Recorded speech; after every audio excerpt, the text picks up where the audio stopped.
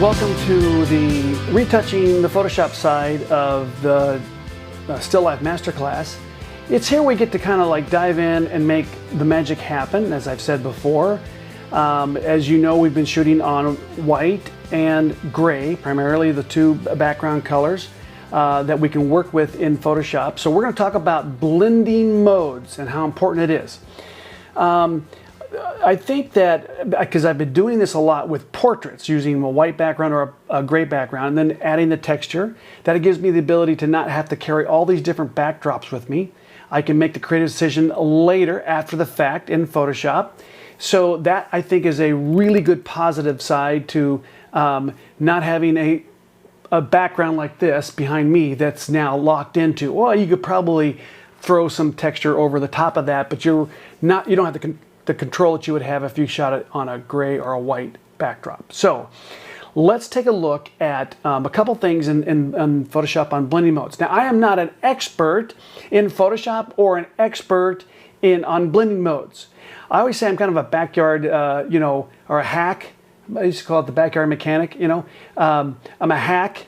I do the best I can. I've learned quite a bit in Photoshop over the years, but I am no expert. There are some instructors, educators that spend all day working in Photoshop and do tutorials that are on another level. I can tell you how to get to my end result. That's what I can tell you.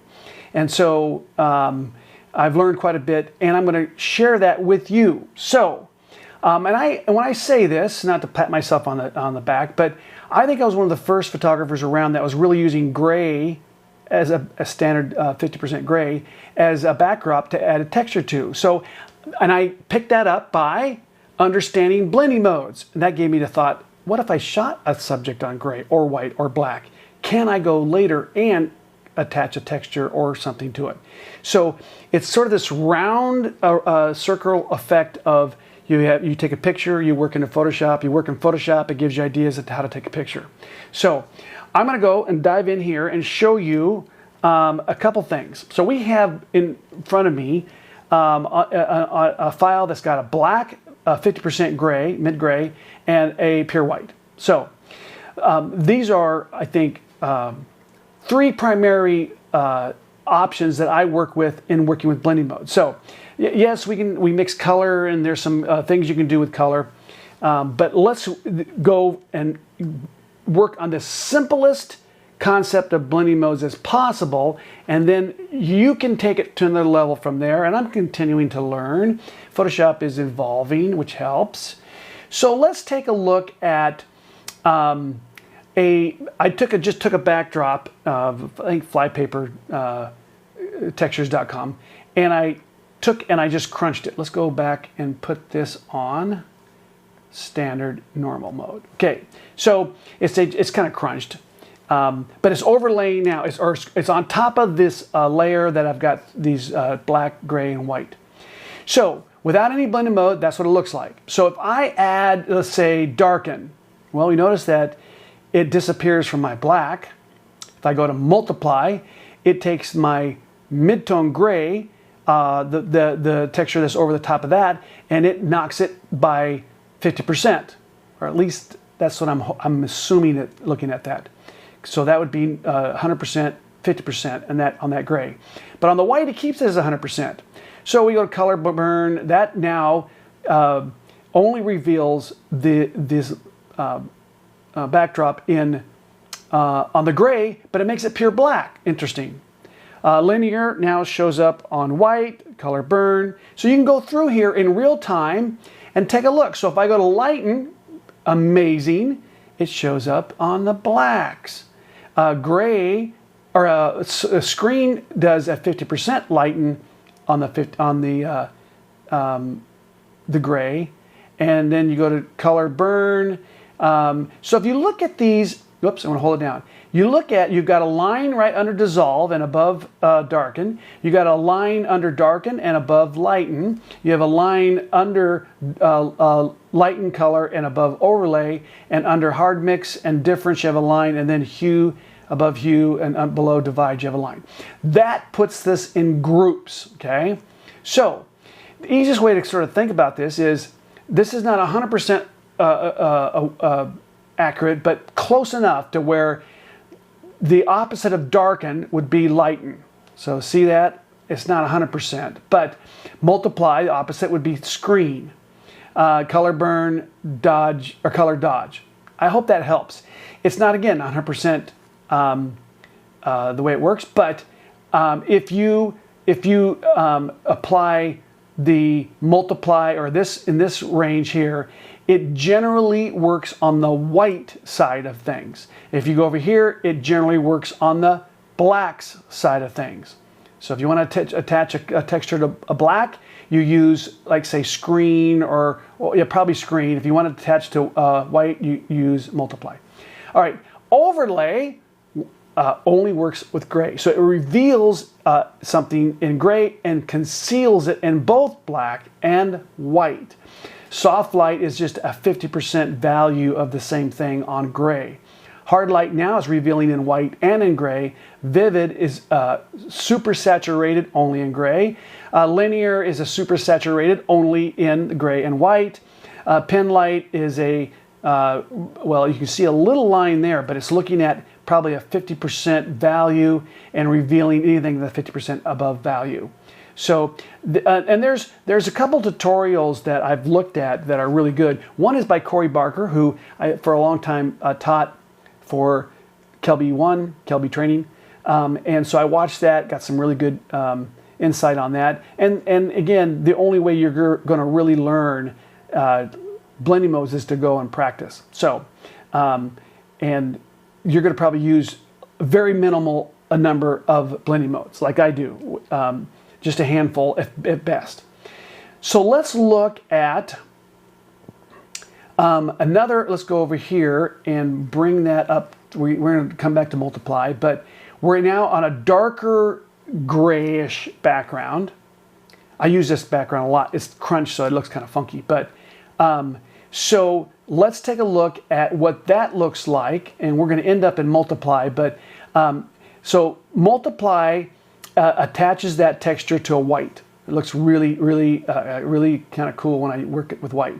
We go through all the different options here. Lighten makes it show up on the white side. Screen 50%. So you kind of get this whole sort of scenario here. As I scroll through, I can see where it's showing up. So one thing you might do is you might have a file like this, black, gray, white, and then say, I got an idea what blending modes would work with what value.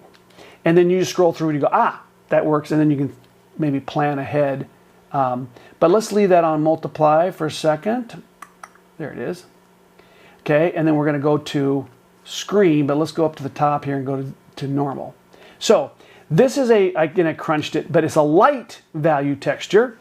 And when I scroll through, let's go to darken. Well, it shows up on the light value. So you might use the darken, but really what I use is multiply a lot.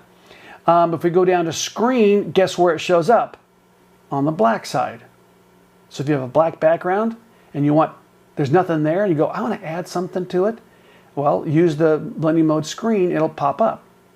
That's why Corey Barker, who's a graphic designer, uses blending modes a lot, because he uses type, and using type over different things, you have to use lots of blending modes. So photographers, we have our handful of them. Overlay, it shows up in the gray. Soft light 50%. Hard light goes pretty much across the board, but it's revealing, I think, a texture that's got less on the 50% value. Let's go down here. Really, none of those matter. So we're going to leave it on screen. So look what happens when, oh, actually, let's take this off for a second. We're going to go to white copy, and let's see what the blending mode there is. That's on normal. So obviously it's not showing up in the white because it's white copy, right? So, but it's on top, no blending mode applied.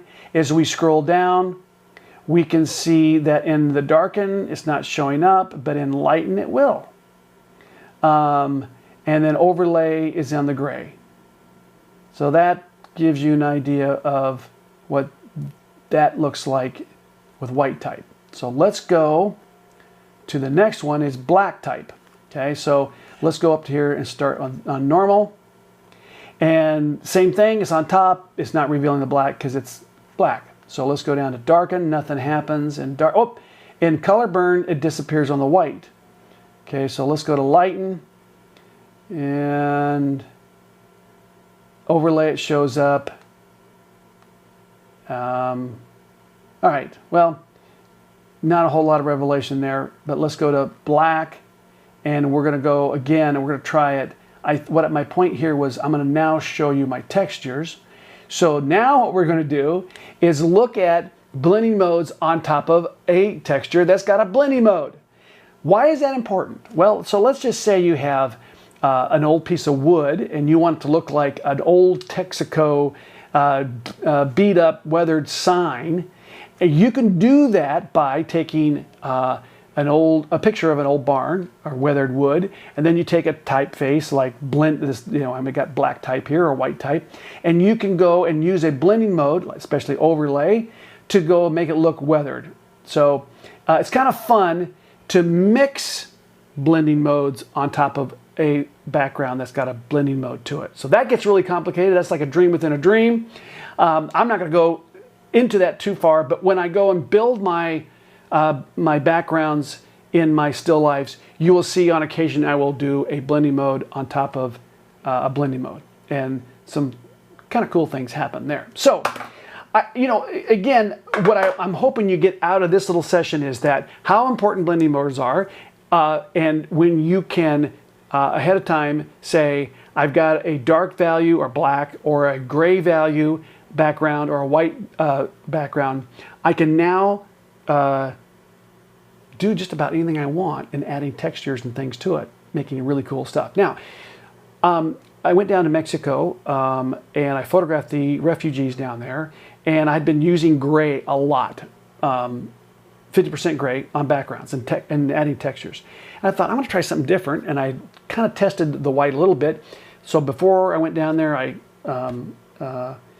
played around a little bit, got the look I wanted, and then I shot all these refugees with a white background, came back and built this really cool look. In fact, I'll show you, if I can remember, I don't have it in front of me, but when we'll do the editing, I'll pop a couple of those up there.